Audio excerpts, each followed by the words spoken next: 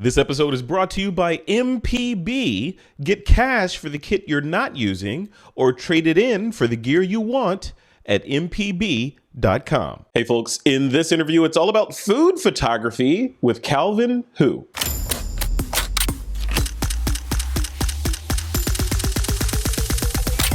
This is TWiP.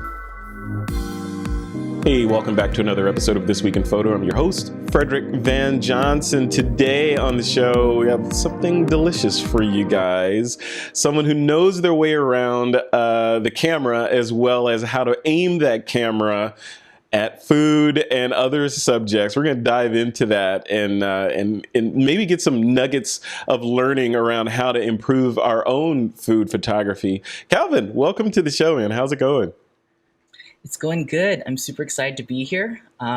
It's honestly a pleasure and honor to be on this podcast. So yeah, it's my honor to have you on because it's, you and I, we literally just met through the Adobe folks, and we're gonna talk about that a little bit later, the whole Adobe Rising Stars program.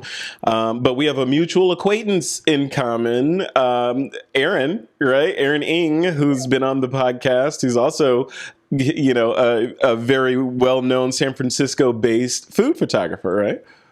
Yeah, Aaron and I go way back. We went to high school together. We went to college together, and honestly, she's one of the reasons that I got into food photography. Just sort of following in her footsteps and watching her Instagram thrive and her love of food photography sort of come out of her college. I love it. I love it. Yeah. I was reading your bio, and it's fascinating how you have a music background and music in your background in this shot, right? So you have The piano I was just practicing on about an hour ago. The keys are still warm. So that I haven't seen that. Just, I mean, obviously two creative pursuits, photography and music.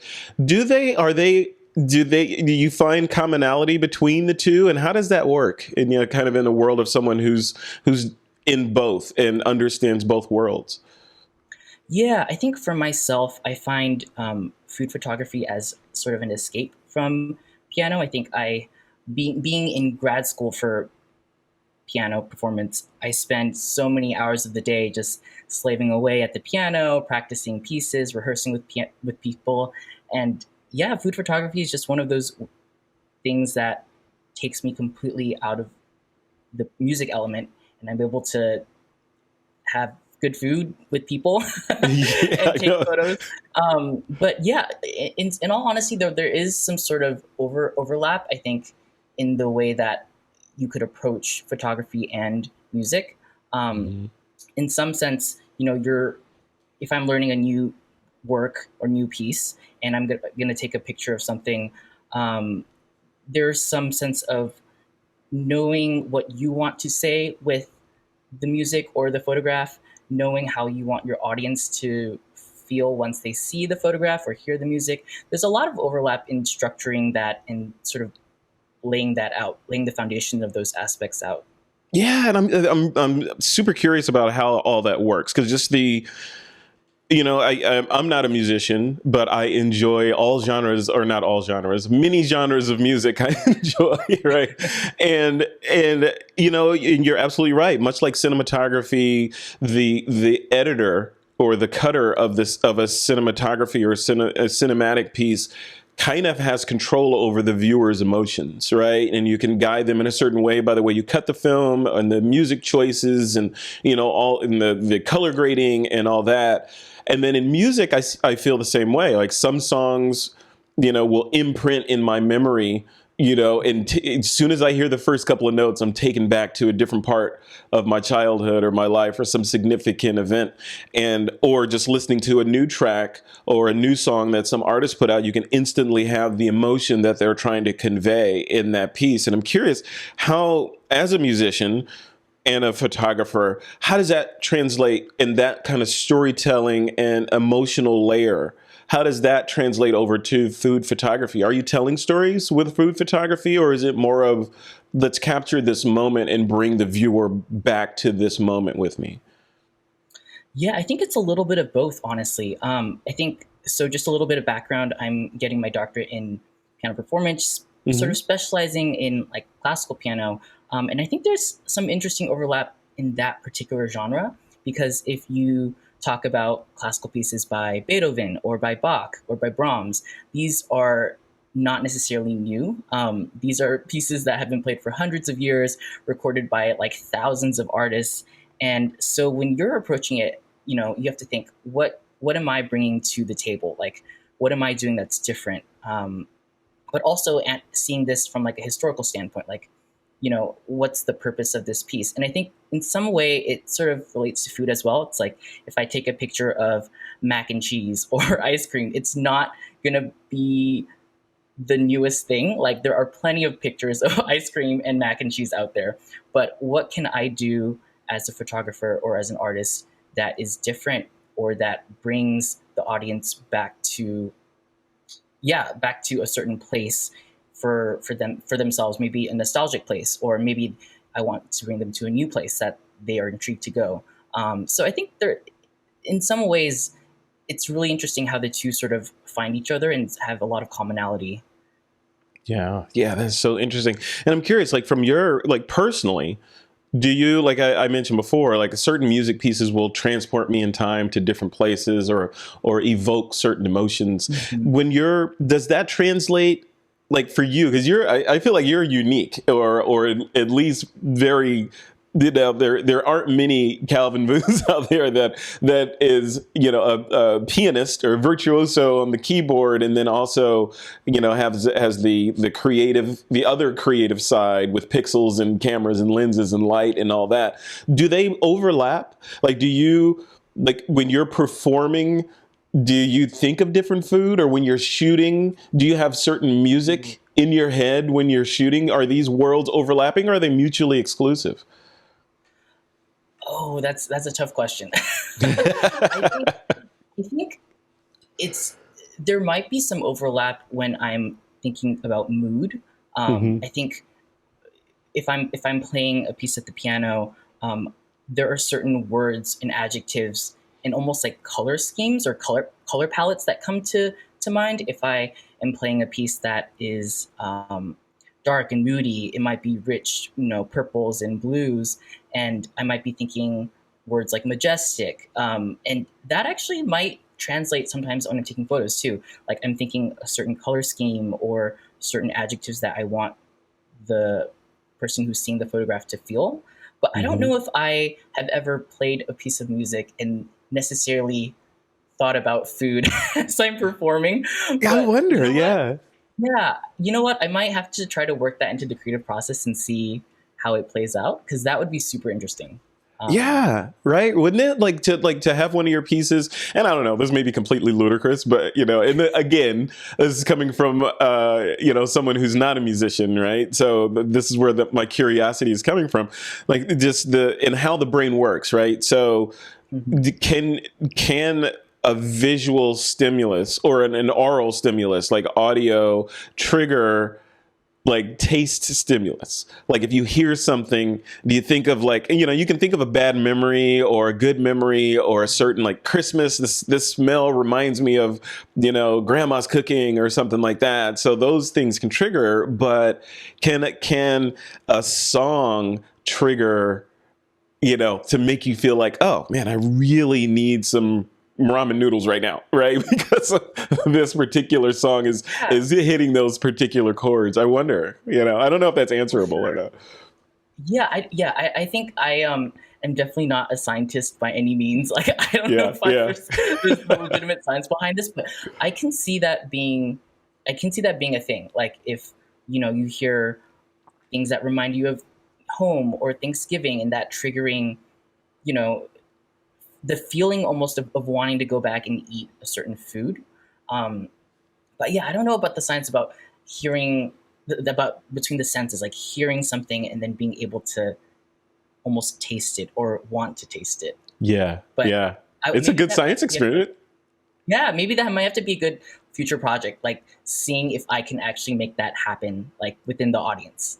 Yeah, And yeah. if maybe even the food that I want them to eat is the food that they'll end up thinking about eating, or maybe they'll Hmm. just go off the rails and, and pick a completely different food. So I gotta think there's got to be some science behind that, because hearing the taste, right? Can you hear taste, Sure. and can it Yeah. trigger?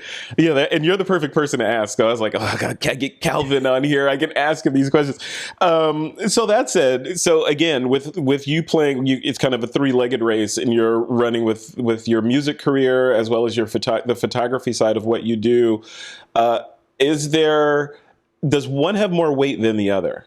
And maybe you answered the question already by saying you're pursuing your doctorate, on the music side. So clearly, I mean, in terms of expense and time expenditure, that may outweigh the other side. But if you were on a desert island and you had to choose, you're like, hey, Calvin, you're going to do photography or you're going to play music. You can't do both. What I know it's going to be a hard choice, but could you choose?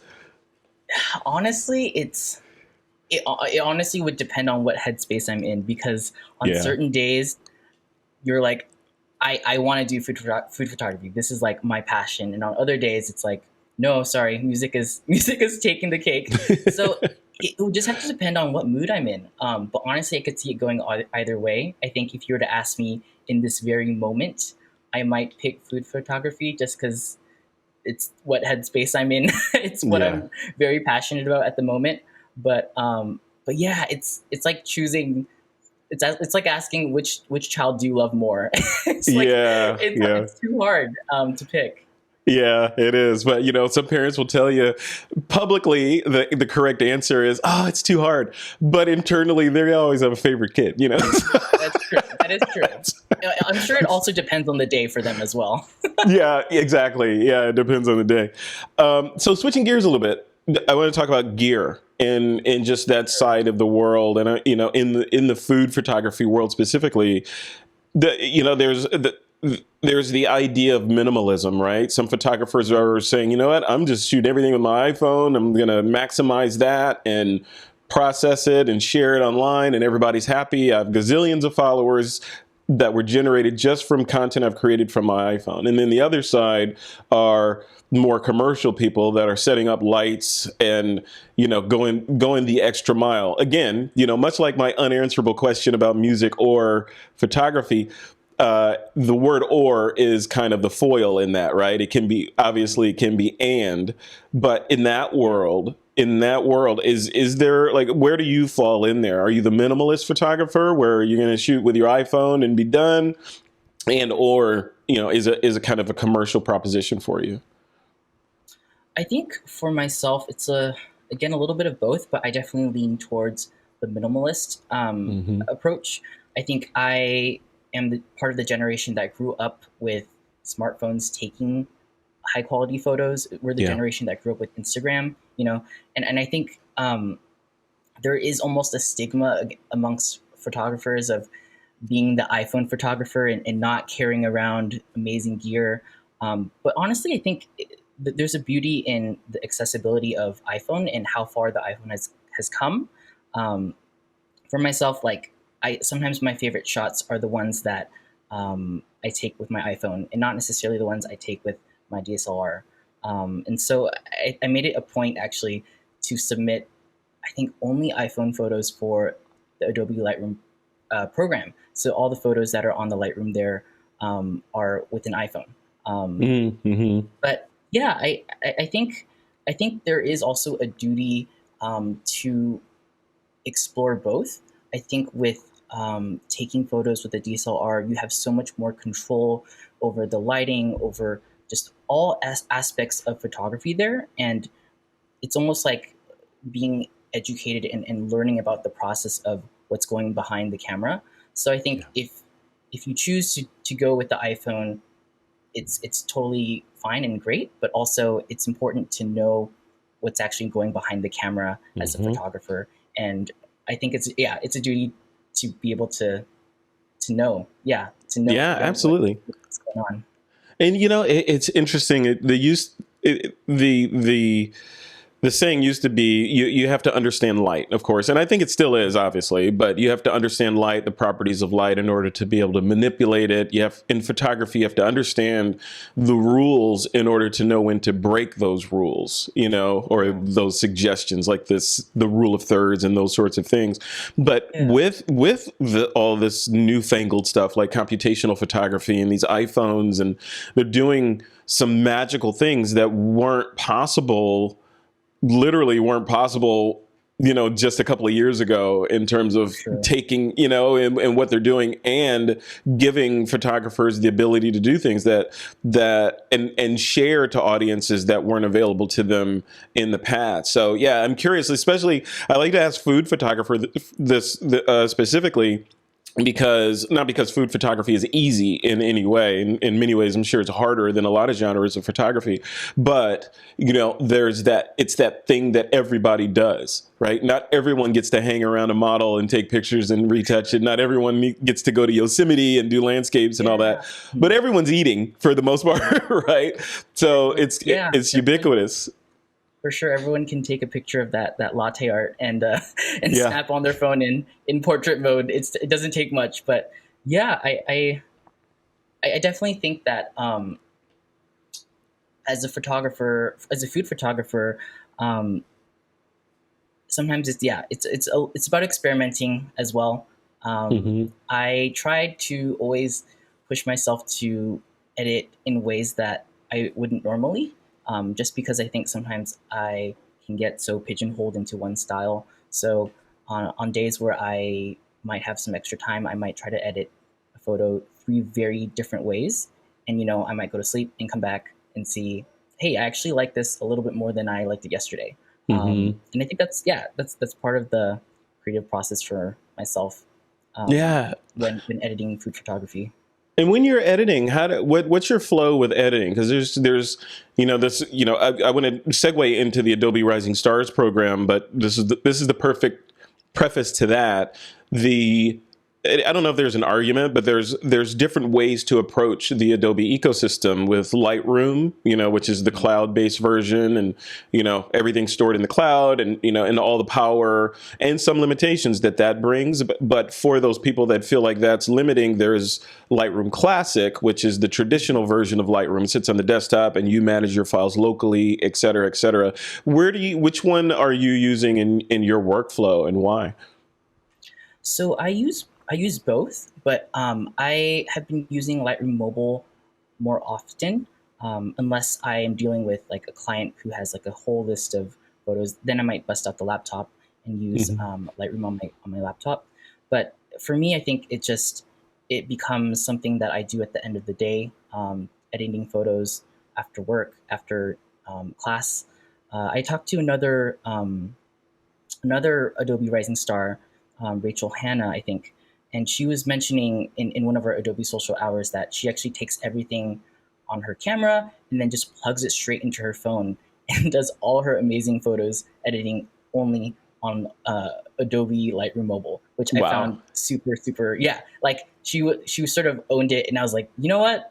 I respect you for that. And I also do a lot of my editing on my phone, but it's weird to talk about, I guess. But,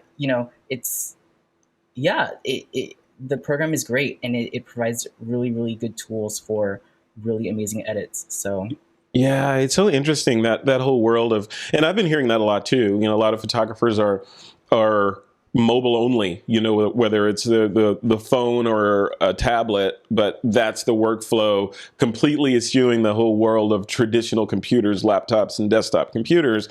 One of the things, I'm curious what you think about this, is color.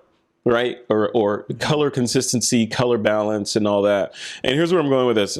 Back in the day, it was okay, you have to, well, actually still, not even back in the day. In this day, you calibrate your monitor to make sure that you're spot on, and then, calibrate your printer and all that. When you look at it from the standpoint of mobile, you can't calibrate a phone. You can't calibrate a tablet. So I was thinking of it. Old me was thinking, like, okay, well, that's a non-starter, because if you can't calibrate, then, what the heck? It's kind of a crapshoot. New me rethought about it, and there are bazillions of these phones on the planet, and many companies are pursuing a mobile first strategy, and everyone has a phone in their hand, and they spend an inordinate amount of time looking at that same screen, and all these screens arguably are within a margin of error the same. So by definition, if you're editing on a mobile device, it's already calibrated for all the people that are going to be looking at that content, right? And how do you fall on that? Because I was looking prior to this interview, I was looking at your Instagram channel, which I would encourage people to go check out. It's amazing. But I could see the professionalism, and I could see a color consistency from top to bottom on your images. They're all very intentionally. You could tell it's a Calvin Vu shot, right? Because the colors look like they're intentional. It's not just, there's no accidents on that page. So where do you fall on the whole color consistency and calibration in that whole argument? Yeah, I mean, I think I'm definitely part of the generation and the crowd that is more pro iPhone and pro mobile photography. Hmm. I find myself, I guess, even with clients or even with restaurants that I might work with, honestly, they'll ask for a lot of their shots to be almost immediately delivered on, to ask like, how would this appear on a phone, or how would this appear in a story? So I think even with that in mind, like knowing that the final shot or the final deliverables are going to be viewed in this format, and the majority of it is going to be viewed in this format, I think it sort of speaks to not worrying about the calibration process, even though I think part of me also understands the gripe of like, these are the traditional values of photography, and Yeah. wanting to sort of like almost keep those pillars in place so that Yeah. like, the newer generations also understand these important aspects of photography that might get lost in the process. Sure. Yeah, but I think I'm totally for it. Yeah, I think before the hate mail starts flowing, I'm talking about one use case here, right? So if you're shooting Yes, and you know that your final product is destined to be viewed primarily on mobile and not exactly. printed, or you're not shooting for a client and it's going to be printed in a magazine, or that color, like the color blue of your jean jacket, needs to be represented exactly. Exactly. That's something completely different. That requires a different set of tools than what we're talking about in terms of showing stuff to an audience that's already online and already using mobile devices, I think. So hold your hate mail Before, before. yeah, I was. Thanks for clarifying. Before I get a slew of DMs who are like, What are you talking about? No color calibrate. You're not a real photographer, you know. So let's segue, Calvin, into the Adobe Rising Stars program. And so tell me what the Adobe Rising Stars program is for those that don't know, and what does it mean to you as a rising star photographer? for sure. So Adobe Lightroom selected 10 very talented photographers from all over the world, and we had the chance to take over their huge Instagram platform and share 5 of our photos and a couple stories. Each of us get an entire week to ourselves to share our work, and they also gave us the opportunity to meet each other through social hours. So I had the chance to meet some of the other photographers and some of the other people that Adobe worked with, and just talk about their careers and their how they got started in photography. So that's the gist of the program.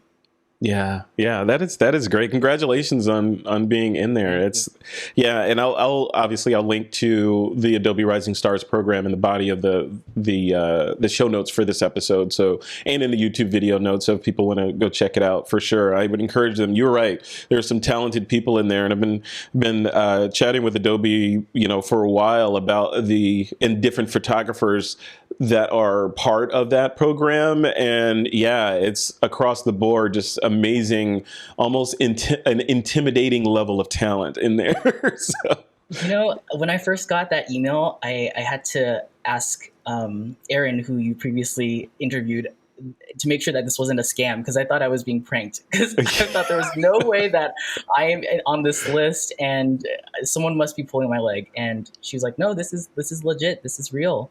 yeah. So yeah, some of the work that they do is incredible, and I'm super yeah, honored, and it feels so surreal to be part of this group of photographers. That is great. That is great. Well, congratulations on being Thank selected.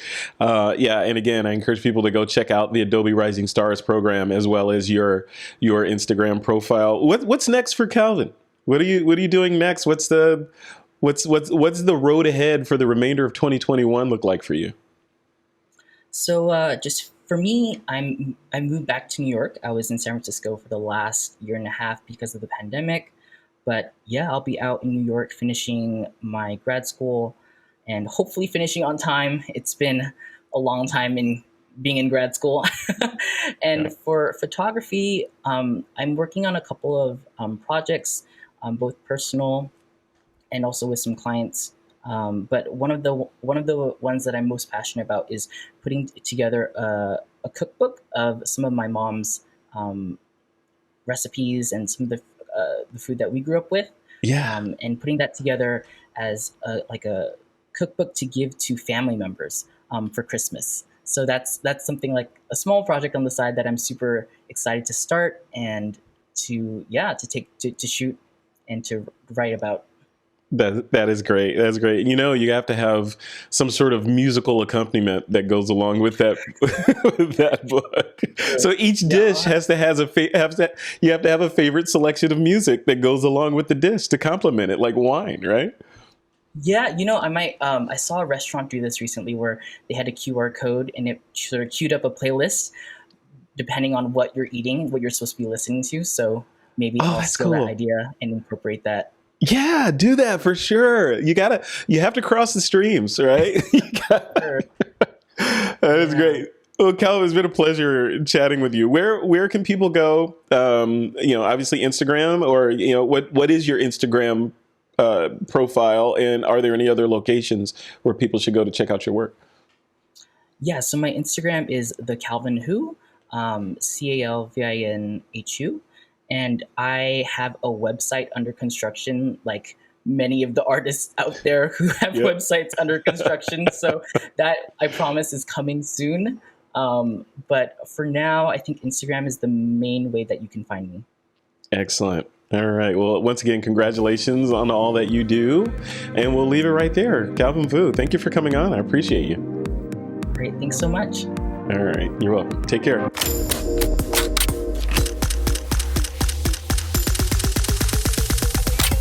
This is TWiP.